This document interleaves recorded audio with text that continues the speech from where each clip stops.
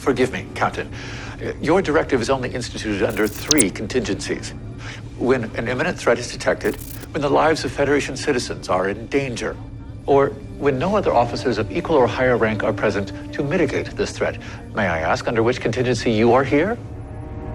All of them. Hey guys, Chastity and Greg here, and Star Trek Discovery is back for season 2. We've got the season premiere called Brother, and we're gonna break that down for you right now. Now, of course, there are spoilers ahead, so if you haven't watched that episode yet, get out of here, go watch it, and come on back. Okay, Chastity, what'd you think of the premiere? I had a lot of fun. I thought that the energy was high, there was a lot of action, there was just so much happening, just like asteroids, someone died, all of your favorite characters are back, they're making jokes, and now all of a sudden they're on this crazy ship. It was very cool. Yes, that's great. Yeah. It's a step up. I think it's getting better. There are growing pains we're still going through right now. A strong premiere, Yes, it is. This is season 2 now, so you can't make the same excuses for season 1 this time around. That's true. This is what, the 3rd course correction, I think now. Call me crazy, but I think it's like the 3rd or 4th course correction they've had. There's probably going to be one more. You're right. But I like the direction they're going right now. Okay. I can feel it. The tingle of like, Star Trek. I can hear it. I can hear it coming now. Even they throw in characters like, oh, remember Pike? Hey, remember here are some Vulcan bells. They're throwing them all in here for us. But at the same time, the story itself, it's getting there. I'm on board.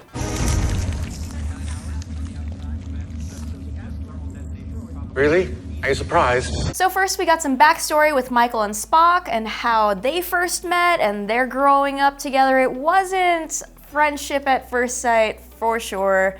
Spock wasn't into getting a sibling. Go away. He just wanted to be alone to play with his dragon drawings. Yeah. Oh, or his Whatever he was making. We'll get back to that a little bit later. He was an emo little kid. He's Vulcan. Yeah, I mean, come on. know. They're trying I to teach him empathy. Yeah, so. but won't even shake a hand, just door to the face. First day with a Vulcan child, I think it could have been a lot worse. So.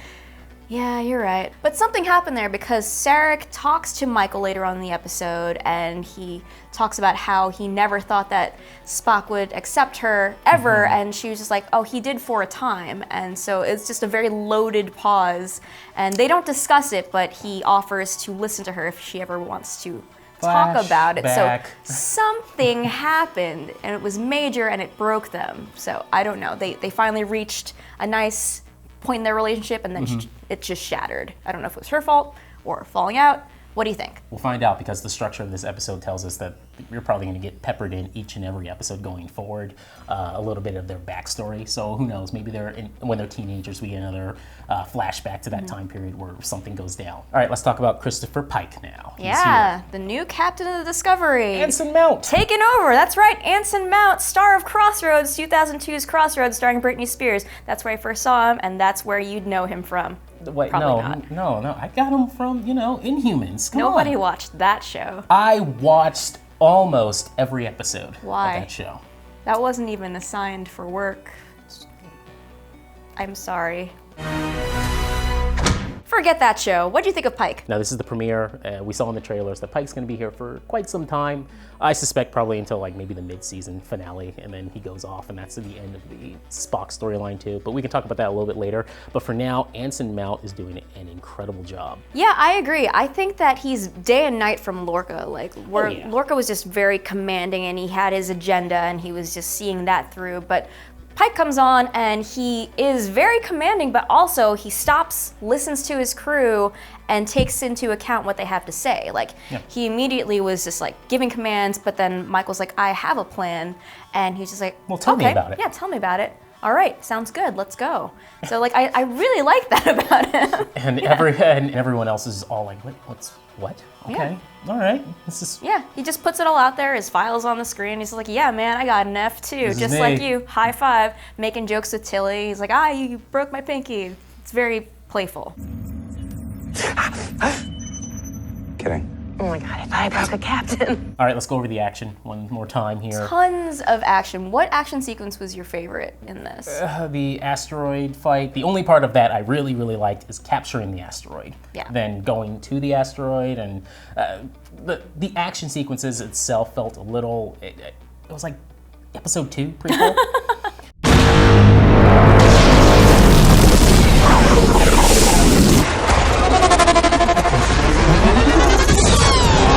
with that said, I can't get over looking at this show and just the like I said last season. Visually incredible. It's amazing. Yeah, these are some movie level visuals we're getting, so I appreciate that. I think that's really awesome that despite what anyone's saying, dialogue, this, that, plot points, what you're looking at visually, thumbs up. Speaking of dialogue, if we're going to talk about the good and the bad, so you got the good category, which is what the action, characters, Pike, and then the bad, I would have to say, is the dialogue.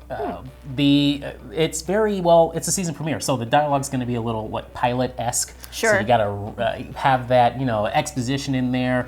The worst of it, the character I think that suffered the most from this episode was Tilly. She just there for jokes. Yes, I felt that she was one of my favorite characters last season. So I feel like this is just the first episode. Again, we talked about course corrections, and this just feels like something they needed a character to dole out this exposition for. Okay, we got rid of the spore drive, so have Tilly walk in and say that real quickly, but also have her drop a joke. Yeah. Tilly was there only to drop a few jokes, and I felt a little bad for that, because she was one of my favorite characters last season. And also, we have a new character, Tig Notaro, playing Tig Notaro. Now, Denise Reno is her name, I'll have you know, of the USS Hiawatha. Show some respect. She kept all those people alive. Listen, I love Tig Notaro, so I'm You're not all wrong. for this. So I don't know. It depends. If you don't, then I don't know what to tell you, because she's gonna be that character on the show. That's Tig Notaro playing Tig Notaro as Jet Reno, and I am all for it. Valentine took a piece of shrapnel to the left aortic valve. Needed a transplant but didn't have a donor, so I piggybacked his heart to a dead bullion to keep it ticking. You're an engineer, not a surgeon. Body's just a machine. And I read. Also, speaking of the characters, Christopher Pike does this roll call for just in case you don't know anyone's name. Yeah, I just realized that I knew Denise Reno's name, and I don't know the names of the rest of the bridge crew on the Discovery. I just forgot. They said it. They said it in the roll call. I immediately forgot. Me too. They don't have any dialogue. They just react to things. And that's the one thing this show could suffer from if they don't fix that pretty quickly, because you're gonna go, robot lady, black guy. Shirty, mole, lazy eye, Mexico, baldy, sugar boobs, black woman. I just want to know what they're about, like their interests. I just want them to have like one scene in an elevator. Like, we got more time with that one guy in the elevator than we did with the people on the bridge. They're very important people. They work on the bridge. Tell me more about them. Spock asked the most amazing questions. It's completely logical, yet somehow able to make everyone see that logic was the beginning of the picture and not the end. Logic is the beginning of wisdom, Valeris, not the end.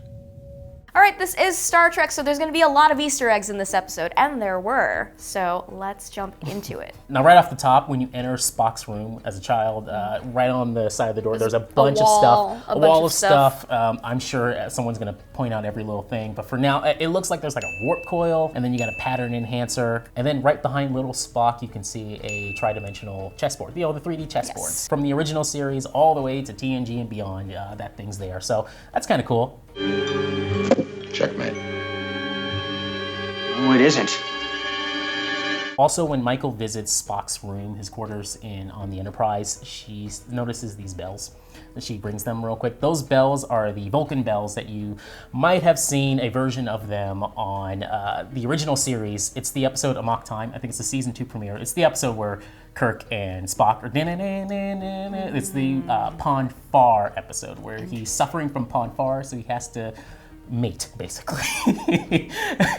Wow, I need to rewatch that. Yeah, it happens. Tuvok suffers from this too in Voyager, but in that case, they didn't have to go back anywhere. They just made it like a simulation of his wife to take care of it that way. I love that. Star Trek is wild. Yes. Then when we get to the transporter room, we see the transporter chief, who has a really cool looking visor. What's his name yet? Because I don't know his name. All right, until further notice, White Geordie. Sure.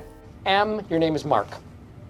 Yes. Visor stands for a visual instrument and sensory organ replacement, indicating he lost his sight or was born blind, which we've seen before on Geordie LaForge. Next up, Saru mentions his estranged sister, Sirana, and she was featured in the short trek The Brightest Star. Shot in the dark here. It's extremely likely we're going to see her again this season. I can see the episode in my head. If you watch the short trek, I can see it now where he finds her on some planet. She's a slave now. Oh, and he's no. got to save her. And yeah, something like that. I feel like it's coming. Or she's not a slave, and I- Saru just sees that Spock and Michael have made things nice, and then he's just like, I'm gonna try to find my sister. No, did you watch the short trek? for I that did one? not. Okay, so they have these like this giant crystal thing that zaps up a bunch of Kelpians. Oh no. So maybe it's something with that. She gets zapped in that thing, and you find out they get taken to some planet where they become, again, slaves.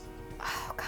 There seems to be a new transporter console merging the design of the Kelvin timeline with the 2271 console we can see in Star Trek The Motion Picture. Well, Commander, this is awkward, but back in Mojave, I learned the best way to get into a cold stream was to jump right in.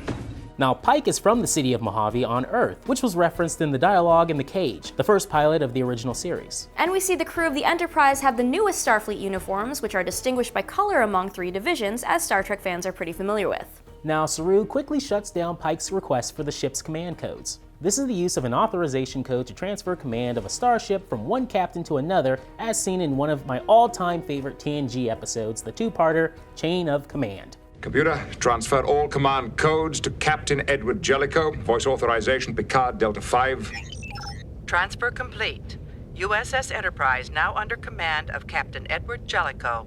In the elevator, we see Officer Linus, who is a Saurian. They are an intelligent lizard species known for their brandy. The species has been redesigned for Discovery, and the last time we saw a Saurian was in 1979's Star Trek The Motion Picture. We see Captain Pike's classified file on screen, which mentions that he is a successor to the previous Enterprise captain, Robert April. And Pike has served on 3 other starships, the USS Antares, Chastity, and Aryabhata. Next up, we see the NCC-815 from the USS Hiawatha. Jet Reno has been stuck on an asteroid for 10 months. She mentions a Tellurite. Tellurites are from the planet Teller Prime. They have distinctive snouts, often wore beards, and their hands were sometimes hoof-like in appearance. They've popped up in numerous times throughout the long history of Trek, including the original series and Enterprise. And then finally, Pike finds one of Lorca's fortunes on the ground from his fortune cookies. What was the line? Let me see. We got it right here. Not every cage is a prison, nor every loss eternal. That's deep. Deep, but also Cage, so it's a little bit, it's playing on the pilot episode for Pike himself.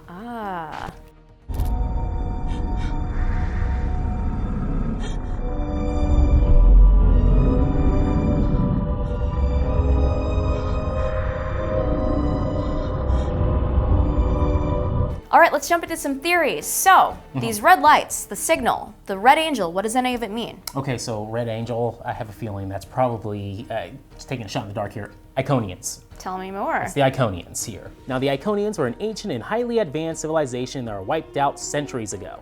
They were said to have the ability to appear at will on far-flung planets without the use of starships. Now, the Iconians were mentioned by name on a tactical map on the bridge of the USS Discovery back on the episode Choose Your Pain. And speaking of the Iconians, I wonder if Tig is not being truthful here. She's not giving the whole story for why she was down there for so long. She might have more information. I feel like she hasn't said everything that she needs to say. Or maybe one of her patients. This could be involving one of her patients that they beamed up to. I feel like there's more there with that storyline than we got in the first episode. Yeah.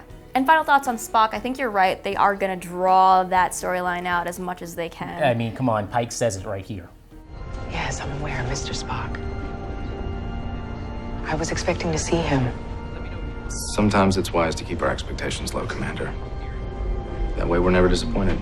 So yeah, this is probably going to go until the mid-season finale. It's a mini version of Search for Spock up until the mid-season finale, and then hopefully we get to see, you know, this crew of Discovery go off on adventures of their own without Pike or anyone holding their hand. Also, when it comes to Pike, I hope they don't have him injured on the show. I just want him to say, Saru, it's been fun, shake his hand, and he leaves. But I feel like he's going to save someone or get something's going to happen to him with the radiation, just like in the original series, or it's going to cause him to deteriorate, and we may even see him in the little. We can't. That can't happen. I don't think see they're that going to this season. I don't know. And make sure to subscribe so you can get another breakdown next week for Star Trek Discovery. And if you get all your friends to watch, we'll keep doing those. So do that. come on back. Have a great week. Star Trek's great. CBS All Access.